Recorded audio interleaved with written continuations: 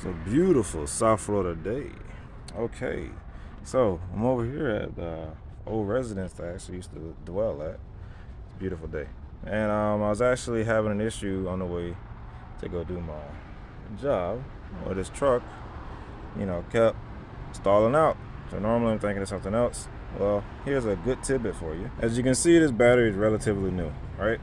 So obviously, the battery, if it is faulty, I pretty much can rule that out.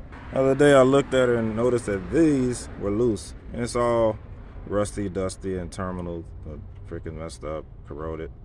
Sure enough, when I get inside the truck and I start it up, it fires right up after jiggling these cables. That's a tried and true method. First jiggle the cables and see what's going on. Sometimes the cables are loose. As you can see, there's tons of corrosion over this terminal. Press for time, so I'm gonna take my rag, clean this off, get some tools, and switch out